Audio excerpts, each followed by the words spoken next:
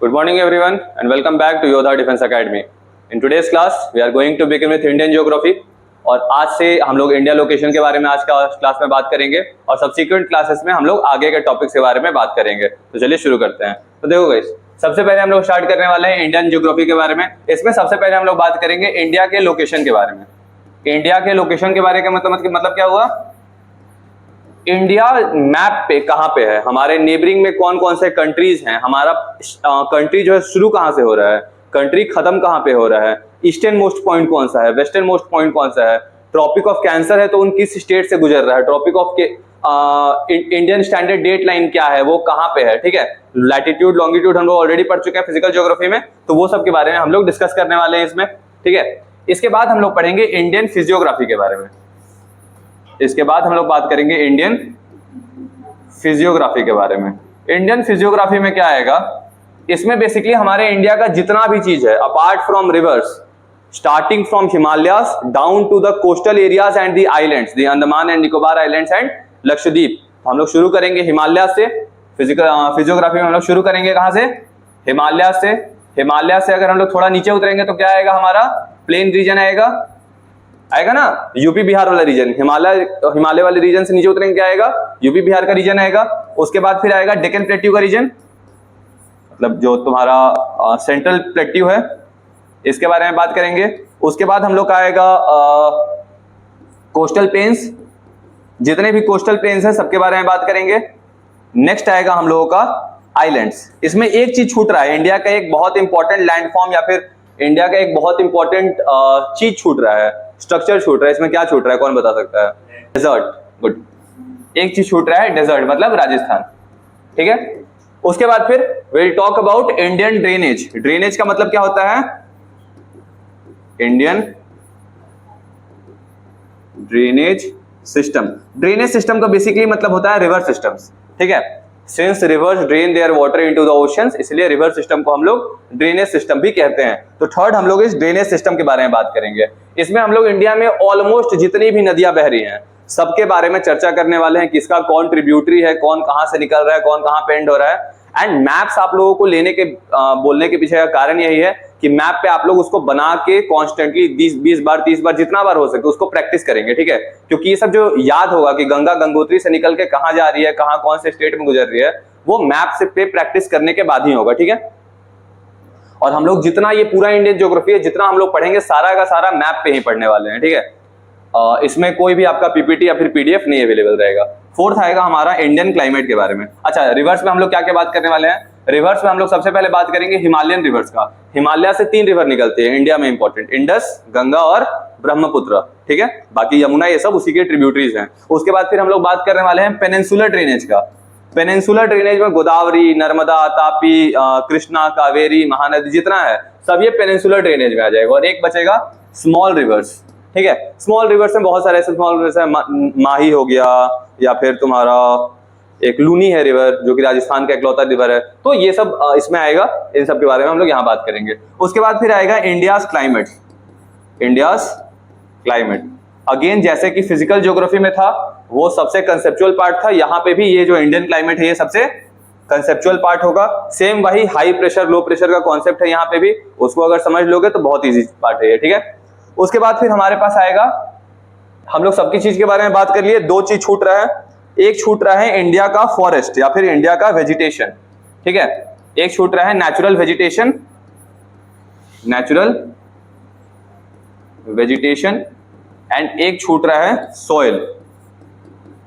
पढ़े ना, भांगर, खादर, तेराई, भाबर, ये सब जितने भी तरह के सॉइल्स यहाँ होंगे हम लोग यहाँ पे बात करने वाले हैं। कहाँ पे रेड सॉइल मिलता है, कहाँ पे ब्लैक सॉइल मिलता है, कौन सा सॉइल किस चीज के लिए इंपॉर्टेंट है, कौन सा सॉइल में कौन सा मिनरल रहता है, न्यूट्रिएंट रहता है, इन सब के बारे में हम लोग यहाँ बात करने वाले हैं, ठीक है। तो आज की क्लास में हम लोग स्टार्ट करने वाले हैं इंडिया लोकेशन से। चलिए बताइए, आप लोग बोलते जाएंगे कहाँ पे क्या है, ये क्या है, ये वाला पार्ट जो है ये है लद्दाख। लद्दाख का कैपिटल क्या है, लेह, ठीक है। ये क्या है, जम्मू एंड कश्मीर, इसका कैपिटल श्रीनगर। अच्छा, फन फैक्ट, ये वाला जो पार्ट है ना, ये वाला जो पार्ट है, ये वाला पार्ट है PoK.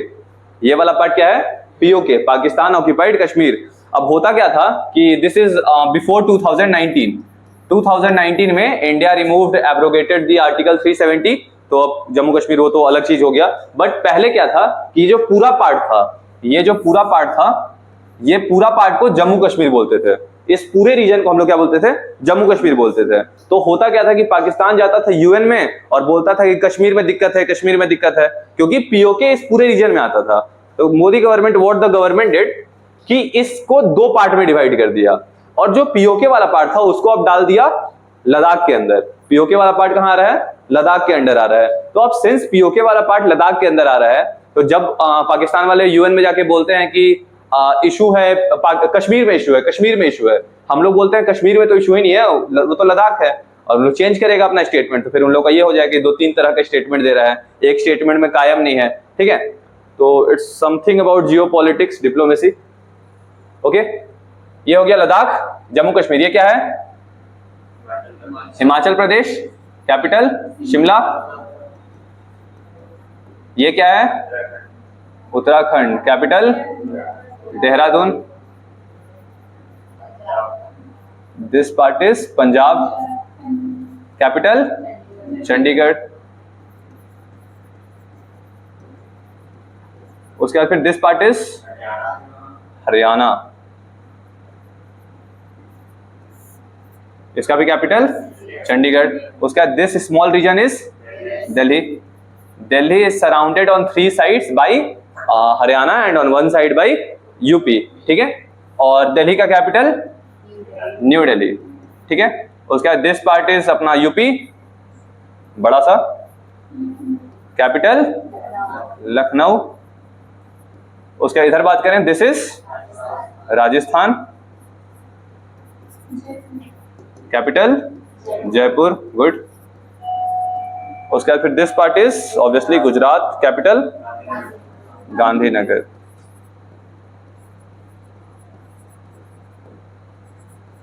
Okay, this part is MP,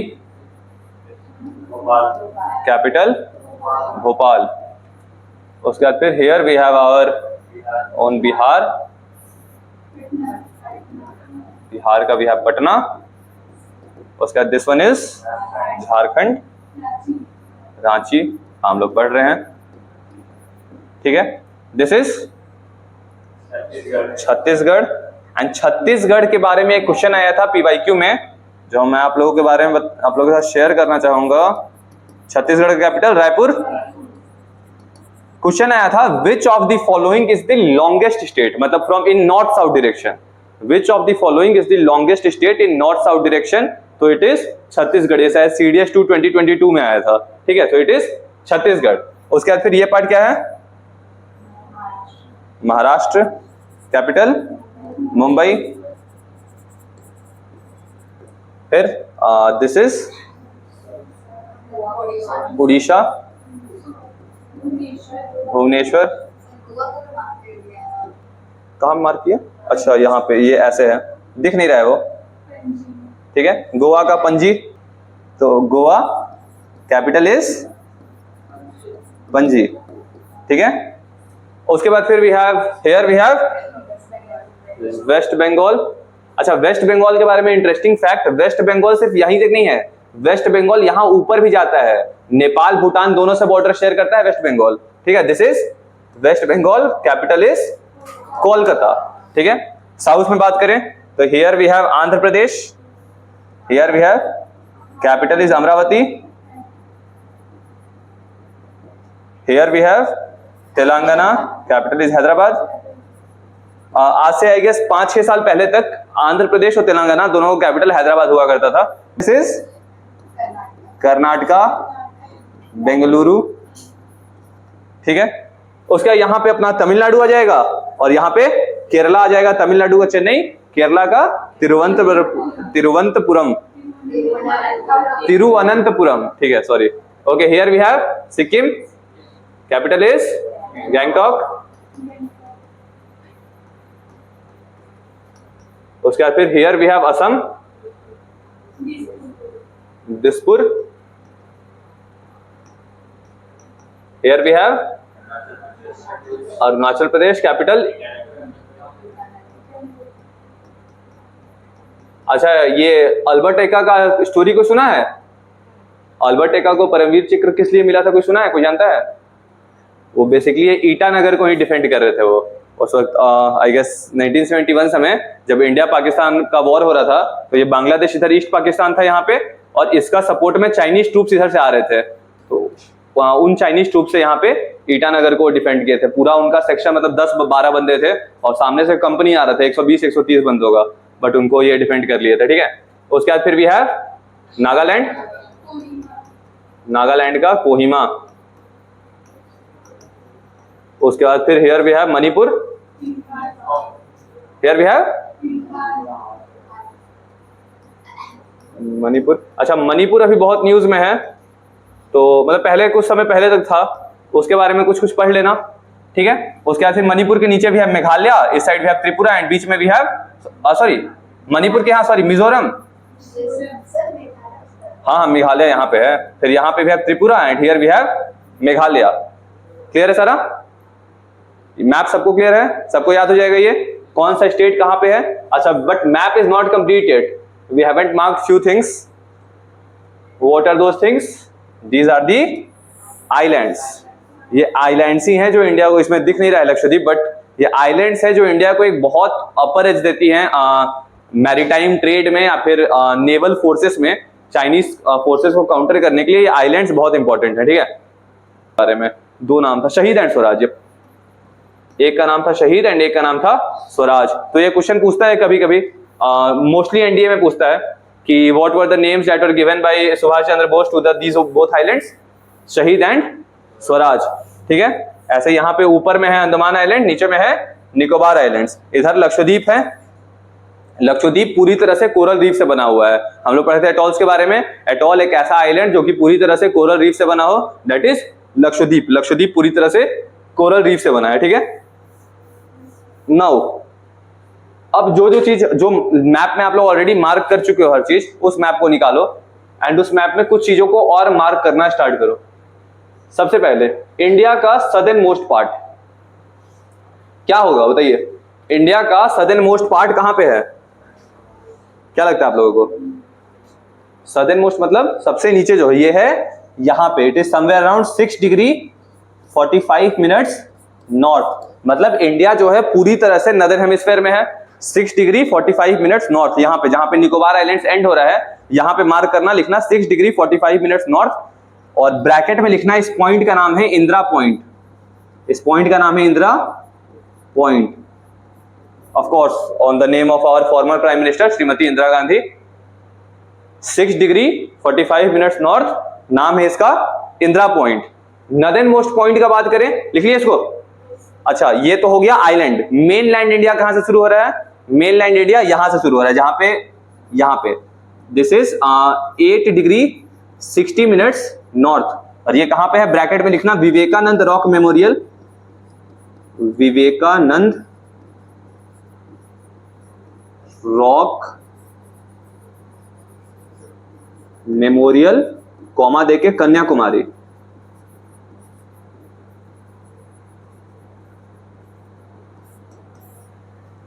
ठीक है, तो इंडिया स्टार्ट होता है इंदिरा पॉइंट से, it is 6 degree 45 minutes north. Main land India कहां से शुरू हो रहा है? अच्छा, यहाँ पे कीवर्ड इसका है मेन लैंड। मेन लैंड का मतलब आइलैंड नहीं, जो मेन हम लोग का मेन लैंड इंडिया है वो स्टार्ट हो रहा है 8 डिग्री 60 मिनट्स नॉर्थ से। विवेकानंद रॉक मेमोरियल यहाँ पे है, कन्याकुमारी का एंड यहाँ पे है। ठीक है, नदर्न मोस्ट पॉइंट क्या होगा? Northern most point is here, this is our northern most point. ये बेसिकली यहाँ पे मैप पे ये मार्क कर रहे हैं, बट 3D स्ट्रक्चर में देखोगे तो वो सियाचिन वाले बेस पे है। ठीक है, it is 37 degree 60 minutes north. It is known as Indira col. Indira col, ये कोल क्या होता है? कोल कुछ टर्म्स होते हैं जो कि हाई एल्टीट्यूड पे कुछ प्लेसेस को दिए जाते हैं। ठीक है, जैसे पीक होता है ना, पीक होता है, माउंट होता है, वैसे ही कोल होता है। मतलब उतना हाई एल्टीट्यूड नहीं, बट स्टिल हाई ऑल्टीट्यूड पे जगहों को कोल नाम दिया जाता है। ठीक है, इंदिरा कोल ये हो गया, सदर्न मोस्ट पॉइंट हो गया, नदर्न मोस्ट पॉइंट हो गया। अब हम लोग बात करेंगे ईस्टर्न मोस्ट पॉइंट का। ईस्टर्न मोस्ट पॉइंट यहां पे है, this is 68 sorry western most 68 degrees 40 minutes east not sure about this 40 minutes, ये शायद 40 मिनट्स या 50 मिनट्स है, but it is 68 degree 40 minutes east and it is Guharmota, GUHARMOTA in Gujarat. Note this down. And the easternmost point is 97 degrees 60 minutes east. It is in Kibitu, Arunachal Pradesh. ठीक है. So the southernmost point was Indira Point.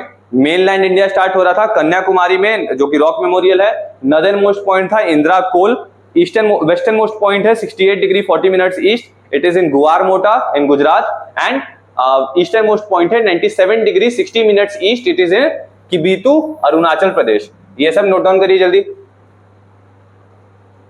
हो गया सबका? चलिए, अब India के लिए दो बहुत इंपॉर्टेंट लाइंस हैं जो हमारे पास से क्रॉस करती हैं. इंडिया से दो बहुत इंपॉर्टेंट लाइंस क्रॉस करती हैं. One is tropic of cancer. क्या होता है इसका एंगल, मतलब ये लैटिट्यूड क्या होता है 23.5 डिग्रीज नॉर्थ. ये इंडिया में 8 स्टेट से क्रॉस करती है. ये इंडिया में 8 स्टेट से क्रॉस करती है. सबसे पहला कौन सा है? Gujarat. Second we have Rajasthan. Third we have MP. Then we have CG Chhattisgarh. Then we have Jharkhand. Then we have West Bengal. फिर यहां पे आ जाएगा त्रिपुरा और यहां पे आ जाएगा मिजोरम. तो इंडिया में 8 स्टेट से ये ट्रॉपिक ऑफ कैंसर क्रॉस करती है, starting from Gujarat, Rajasthan, Madhya Pradesh, Chhattisgarh, Jharkhand, West Bengal, Tripura and Mizoram. एक PYQ ये था कि which of the following states from where the tropic of cancer crosses is a coastal state. तो सिर्फ 2 ही कोस्टल स्टेट से ये ट्रॉपिक ऑफ कैंसर क्रॉस करता है.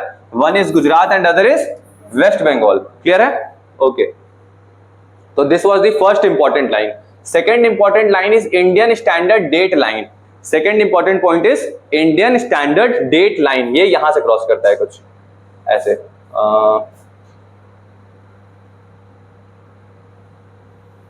जब यूपी से क्रॉस करता है, MP से क्रॉस करता है, CG से क्रॉस करता है, फिर यहां पे तुम्हारा उड़ीसा से क्रॉस करता है एंड आंध्र प्रदेश से क्रॉस करता है. हाँ, it is +5 hours 30 minutes ahead of Greenwich mean time. इसको GMT बोलते हैं. इसलिए अगर कभी ऐसे क्लॉक देखोगे, फोन वाला क्लॉक भी देखोगे, तो वहां लिखा रहता है +5.30 hours Greenwich mean time. Plus का मतलब अहेड ऑफ GMT. GMT का मतलब ग्रीनविच मीन टाइम. हो गया? ये हो गया ट्रॉपिक ऑफ कैंसर और ये हो गया इंडियन स्टैंडर्ड डेट लाइन. अब इसका सिग्निफिकेंस क्या है? सिग्निफिकेंस ये है कि यहां पे क्या है? अरुणाचल प्रदेश और यहां पे है गुजरात. अरुणाचल प्रदेश का लॉन्गिट्यूड, लैटिट्यूड क्या है, सॉरी लॉन्गिट्यूड क्या है? 97 डिग्रीज 60 मिनट्स ईस्ट. इसका क्या है? 68 डिग्रीज अराउंड 70 मिनट्स था ना, कितना था जो भी हो, 40 minutes let's say, 40 minutes east let's say. 68 degrees है, बाकी मिनट जो भी हो, but 68 degree something east and it is 97 degree 60 minutes east. हम लोग पढ़े थे ज्योग्राफी के, फिजिकल ज्योग्राफी में जब लॉन्गिट्यूड पढ़ रहे थे कि जैसे जैसे हम लोग 15 डिग्री आगे बढ़ेंगे ईस्ट की तरफ, टाइम क्या होगा? 1 घंटा बढ़ते जाएगा. ये याद है पढ़े थे कि यहाँ पे अगर 0 डिग्री है, यहाँ पे 12 बज रहा है, तो 15 डिग्री ईस्ट पे कितना हो रहा होगा? 1. और 15 डिग्री वेस्ट पे कितना हो रहा होगा?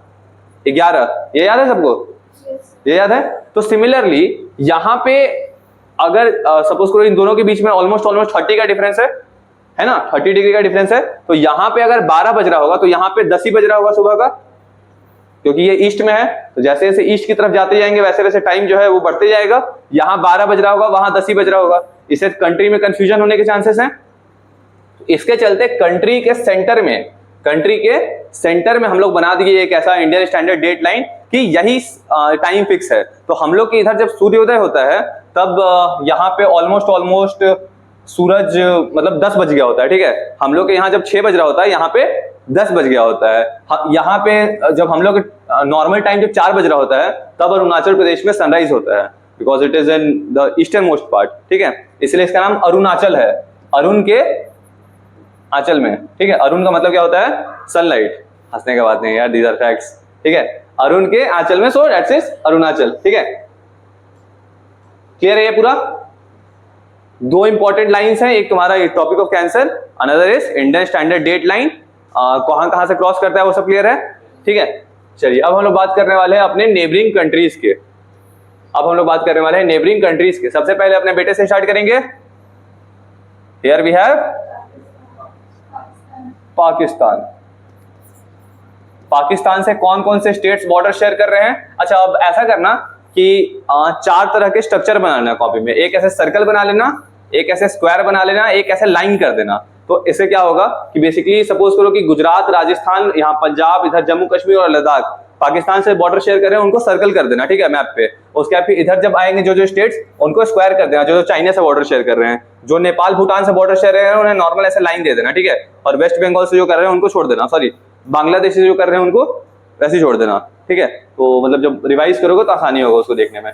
चलिए बात करें पाकिस्तान से कौन कौन बॉर्डर शेयर कर रहा है। सबसे पहले Gujarat, second Rajasthan, third Punjab, fourth Jammu Kashmir, last Ladakh. Pakistan के साथ जो लाइन है, ये जो लाइन है, इस लाइन को हम लोग रैडक्लिफ लाइन बोलते हैं। ये जो लाइन है, इस लाइन को हम लोग रैडक्लिफ लाइन क्यों बोलते हैं? क्योंकि जो ब्रिटिश ऑफिसर ये लाइन खींचा था उसका नाम कुछ रैडक्लिफ होगा, इसलिए it is known as Radcliffe line. लेकिन हर जगह इसका नाम रैडक्लिफ लाइन नहीं है। जहां पे डिस्प्यूटेड टेरिटरी है, डिस्प्यूटेड टेरिटरी कहां पे है? इस वाले रीजन, जम्मू कश्मीर दिल्ली पीओके वाले रीजन में। तो जहां पे डिस्प्यूटेड टेरिटरी है वहां पे इसे हम लोग लाइन ऑफ कंट्रोल बोलते हैं, एलओसी। क्या बोलते हैं यहाँ पे? Line of control. ठीक है, तो पाकिस्तान से जो लाइन है उसको हम लोग रैडक्लिफ लाइन बोलते हैं, लेकिन हर जगह रैडक्लिफ लाइन नहीं है। जहां पे डिस्प्यूटेड एरिया है वहां पे एलओसी है। ठीक है, लाइन ऑफ कंट्रोल। उसके बाद second country we share border with is Afghanistan. Second country we share our border with is Afghanistan. Afghanistan से सिर्फ हमारा एक स्टेट बॉर्डर शेयर करता है, दैट इज लद्दाख। अफगानिस्तान इससे सिर्फ लद्दाख बॉर्डर शेयर करता है। ठीक है, और अफगानिस्तान और इंडिया के बीच में जो लाइन है उसे हम लोग डुरंड लाइन कहते हैं। क्या कहते हैं? Durand line.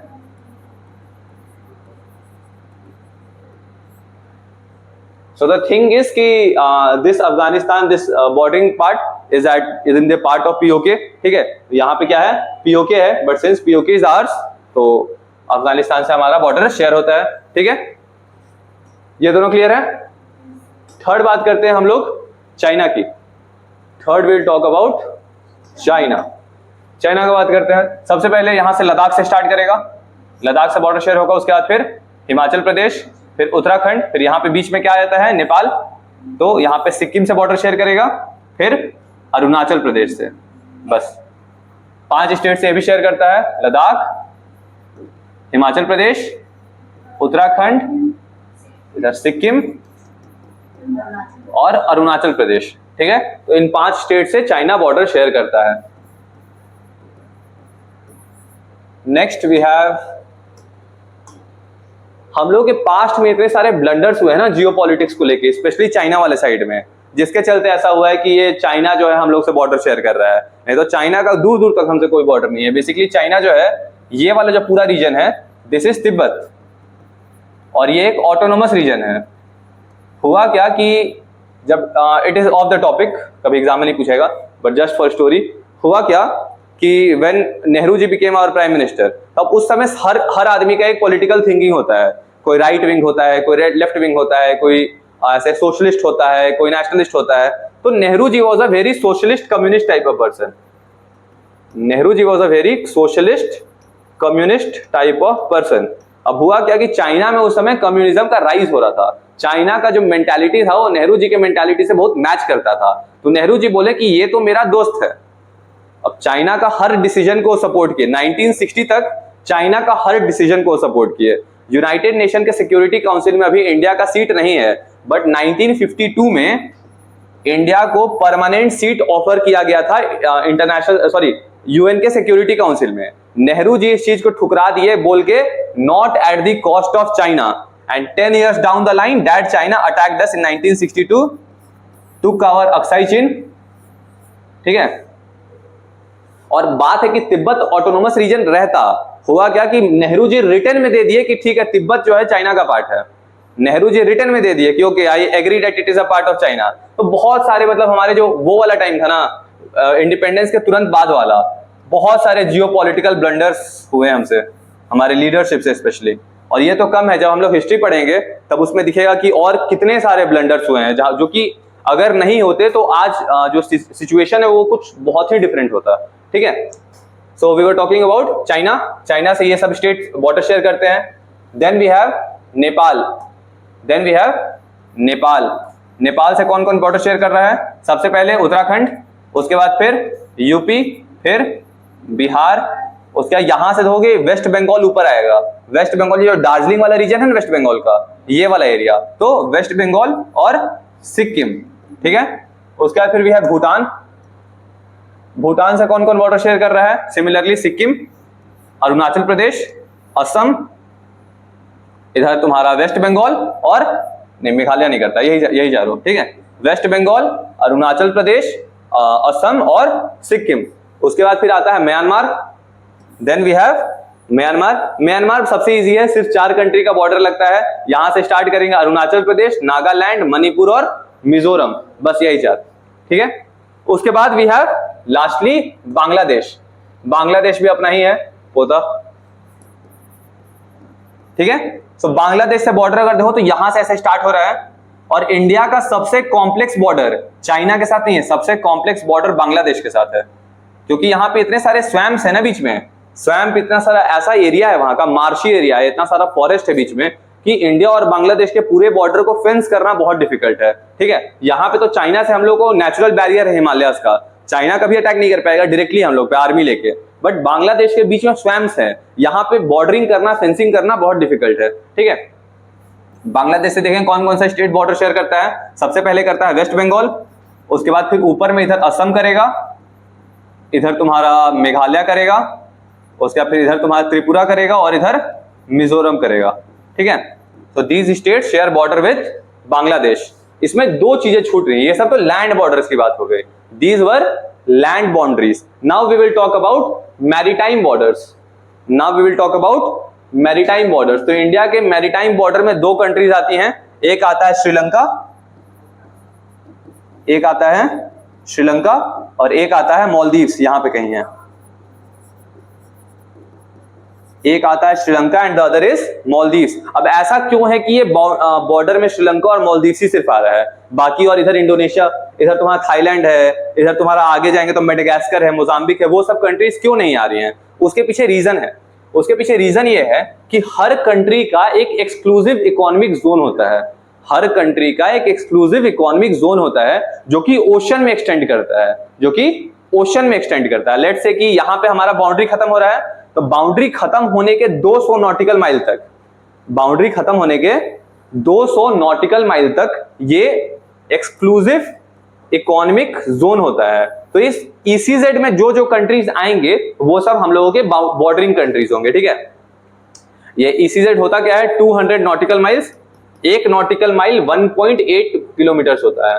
1 nautical mile is equal to 1.8 kilometres. ठीक है, इसमें एक्चुअली 3 चीजें आती हैं। सबसे पहले आता है, just a second, territorial zone. सबसे पहले आता है territorial zone. Territorial zone is 12 nautical mile of the coast. इस कोस्ट के, यहां से अगर कोस्ट शुरू हो रहा है तो इस कोस्ट के 12 नॉटिकल माइल्स तक, इस कोस्ट के 12 नॉटिकल माइल्स तक हमारा टेरिटोरियल जोन है। मतलब इसमें अगर कोई भी शिप एनिमी या फिर कोई भी अनजान शिप घुस रहा है तो हमारे कोस्ट गार्ड के पास ये हक है कि इस पूरे शिप को मार के वो गिरा सकता है। ठीक है, क्योंकि ये हम लोगों का टेरिटरी है, ये इंडिया का ही पार्ट है। ठीक है, मतलब लाइक इसमें बिना परमिशन के कोई नहीं घुस सकता है। जैसे इंडिया में बिना पासपोर्ट के आप नहीं आ सकते हैं बाहर से, वैसे ही इसमें अगर बिना परमिशन के आप पकड़े जाते हैं तो आपके अगेंस्ट कार्रवाई हो सकती है। So this is territorial zone. 12 nautical mile तक ये होता है, 12 nautical miles of the coast. ठीक है, second we have contagious zone. Next we have contagious zone. Contagious zone is 24 nautical miles. Contagious zone, it is 24 nautical miles of the coast of India. ठीक है, last is, अच्छा contagious zone में restricted entry allowed रहता है, contagious zone में restricted entry allowed रहता है। Restricted entry का मतलब क्या हुआ कि अगर कोई ऐसा डिस्ट्रेस में शिप है और उसको हेल्प चाहिए, या फिर कोई वैसा है जो कि मछुआरा है, भूल गया है, वो गलती से आ गया, उसके अगेंस्ट उतना सख्त कार्रवाई नहीं होगा, तो it is contagious zone. Third is exclusive economic zone. Third is exclusive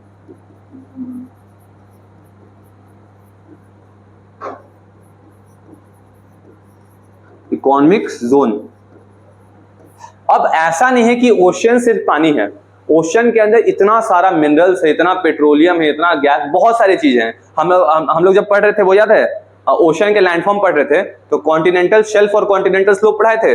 continental shelf और कॉन्टिनेंटल स्लोप में हम ये बताए थे कि जितने भी नेचुरल गैस है, मिनरल्स हैं, वो सब कॉन्टिनेंटल शेल्फ वाले रीजन में मिलते हैं। तो वही है कि ये वाला जो रीजन है, it is very valuable, it is as valuable as our land. और इसमें एक और फैक्टर आता है फिशिंग का, जिससे बहुत सारा मछुआरा लोग का लाइवलीहुड सस्टेन हो रहा है, ठीक है। तो इसके चलते एक्सक्लूसिव इकोनॉमिक जोन है। इसका मतलब क्या हुआ कि इसमें जितना रिसोर्सेस है, इस पूरे 200 नॉटिकल माइल में, इट इज 200 नॉटिकल माइल्स। तो इस 200 नॉटिकल माइल तक के एरिया में जितना भी रिसोर्सेस है, वो सब हमारा है, उस पर हमारा अधिकार है। हाँ, ऑफ कोर्स श्रीलंका का भी नॉटिकल माइल ऐसा ही आएगा कुछ, तो श्रीलंका का भी अधिकार होगा, और इधर मालदीव्स का भी अधिकार होगा। तो जितना भी कंट्री हमारे एक्सक्लूसिव इकोनॉमिक जोन में आ रहा है, they are our maritime borders. ठीक है, क्लियर है? ओके, इसको चलिए। Okay friends, so this will be all for today. Thank you.